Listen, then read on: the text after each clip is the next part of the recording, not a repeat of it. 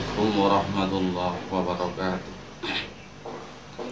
Bismillahirrahmanirrahim. Alhamdulillahirabbil alamin. Wassalatu wassalamu ala asyrofil anbiya'i wal mursalin sayyidina Muhammadin wa ala alihi wa sahbihi ajma'in. Wa qala Allah ta'ala wa'tasimu bihablillahi wa la tafarraqu. Al-ayat. Wa qala rabbi shrah li sadri amri wahlul 'uqdatam min lisani yafqahu qawli. Amma ba'du. Para pemirsa TV yang dirahmati oleh Allah, di kesempatan kali ini kita jumpa lagi dalam keadaan sehat walafiat. Mudah-mudahan kita senantiasa mendapatkan lindungan dan rahmat dari Allah, juga mendapatkan taufik dan hidayahnya. Amin ya rabbal alamin. Para pemirsa TV yang dirahmati oleh Allah, kami beserta kru TV 414 mengucapkan selamat satu abad NU. Alhamdulillah, organisasi NU, yaitu organisasi yang saya anut, yang saya ikuti, sudah mencapai satu abad sejak berdiri sampai sekarang. Berbagai macam rintangan dan cobaan yang menerpa organisasi NU ini.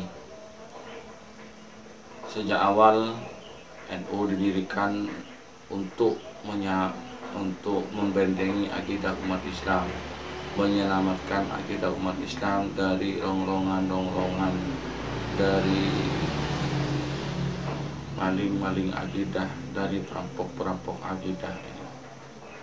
Alhamdulillah, NU semakin besar dan alhamdulillah NU semakin mendunia. Semakin digencet, semakin difitnah, maka NU, ulama NU semakin jaya. Jayalah NU.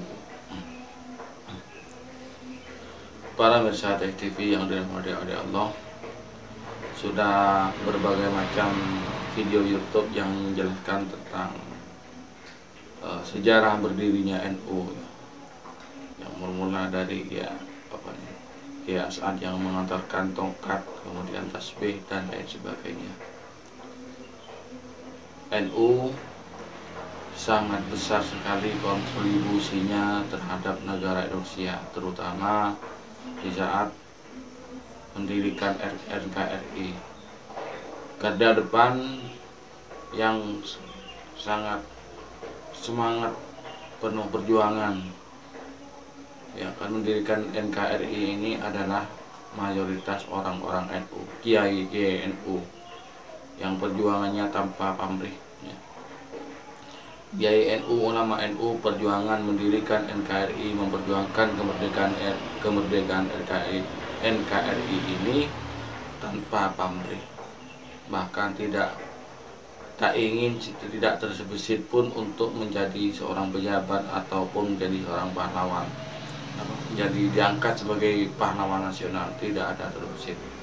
Kalau meskipun beliau ketika sudah wafat itu diajukan sebagai pahlawan nasional, itu bukan keinginan beliau. Beliau yang gugur dalam memperjuangkan kemerdekaan NKRI itu sebagai syuhada, itu ikhlas berjuang memang karena Allah, karena mengharapkan ridha Allah.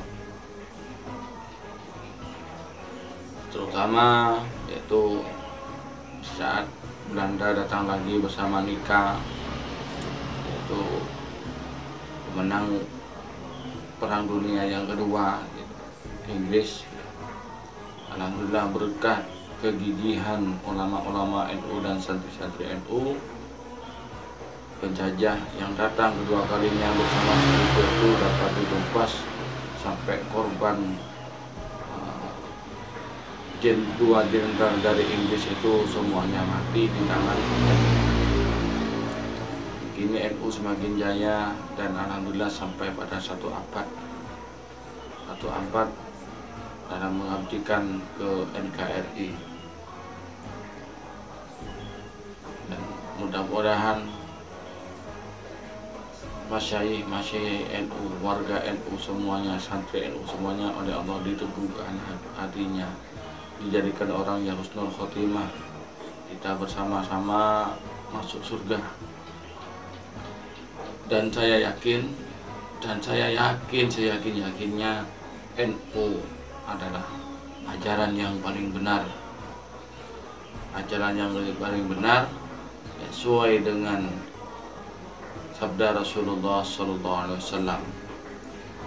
Sebagaimana sabda Rasulullah Sallallahu Alaihi Wasallam dari Auf bin Mal, qala Rasulullah Sallallahu Alaihi Wasallam, ibtaraqatil yahudu ala ihda wa sab'ina firqatan. Umat Yahudi itu terpecah menjadi 71 golongan. Bahwa hidatun bil jannah wa sab'ina finnar. Maka yang satu itu masuk surga dan yang 70 golongan itu masuk neraka. Wa taraqatin nasara ala snatai wa sab'ina firqatan. Wa sa'ida wa sab'ina finnar. Wa wahidatun bil jannah. Kaum Nasrani itu juga terpecah menjadi 72 golongan, yang 71 masuk neraka, yang 1 itu masuk surga. Walladzi nafsu Muhammadin jadi taftariqu ummati ala salasin wa sab'ina firqatan wa wahidatun fil jannah wa sanatani wa sab'ina finnar. Umat kemudian sabda Rasulullah, demi zat di mana jiwa Muhammad ini berada dalam genggamannya, umatku ini terpecah menjadi 73 golongan, yang 72 itu masuk neraka, kemudian yang 1 masuk surga. Inilah ditanyakan, ya Rasulullah, manhum, siapa mereka yang 1 golongan yang selamat itu? Qol al-jamaah, itu golongan banyak. Siapakah golongan banyak ini? Hadis berikutnya Anas bin Malik, dari Anas bin Malik, qala Rasulullah SAW, inna ummati la tajtami'u ala dhalalatin. Sabda Nabi bahwasanya umatku itu tidak akan sepakat, tidak akan setuju, tidak akan berkumpul ada atas suatu kesesatan. Idza ra'aitum mukhtilafan fa'alaikum bisawadil a'dham. Jika kalian melihat perselisihan, pertentangan, perbedaan di antara mereka itu, fa'alaikum, maka ikutilah bisawadil a'dham, kelompok yang lebih besar. Rawahu Ibnu Majah. Dan ini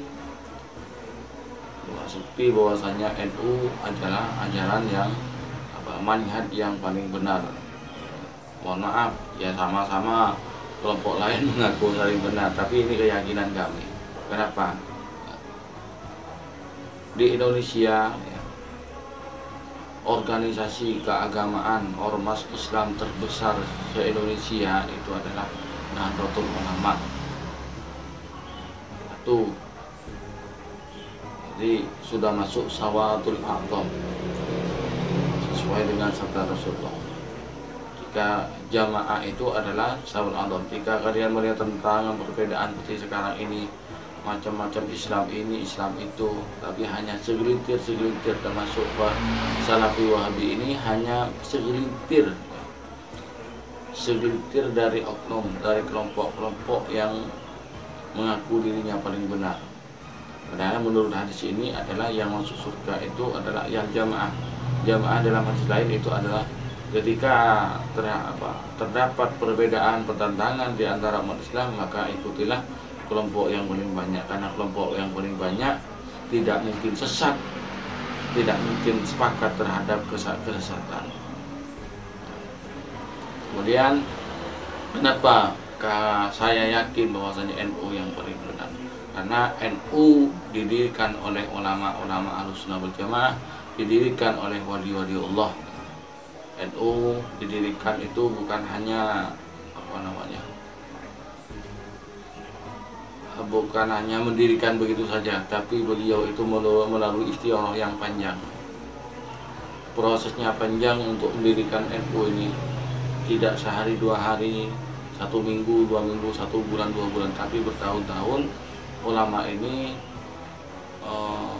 mengkaji, masuk istikharah. Ada yang istikharah ke ke Madinah, yaitu ke makam Rasulullah, ada yang bersiarah ke wali-waliullah, yaitu Wali Songo, kemudian bermunajat kepada Allah bagaimana tentang NU. Hanya pada akhirnya NU itu betul-betul lahir atas perjuangannya ulama Ahlus Sunnah wal Jamaah, itu dalam rangka membentengi, menyelamatkan akidah umat Islam di Indonesia. Jadi saya yakin karena ini sudah didirikan oleh NU. Mendirikannya saja yaitu dengan tirakat yang panjang, dengan usaha yang panjang, dengan istikharah, memohon petunjuk pada Allah. Tidak di saat NU didirikan bukan karena materi, bukan karena iming-iming jabatan atau yang lainnya, bukan duniawi, tapi NU yang didirikan lillahi ta'ala, untuk menyelamatkan umat, untuk merangkul umat Islam, untuk mewadai umat Islam agar umat Islam tetap dalam garis Ahlus Sunnah wal Jamaah.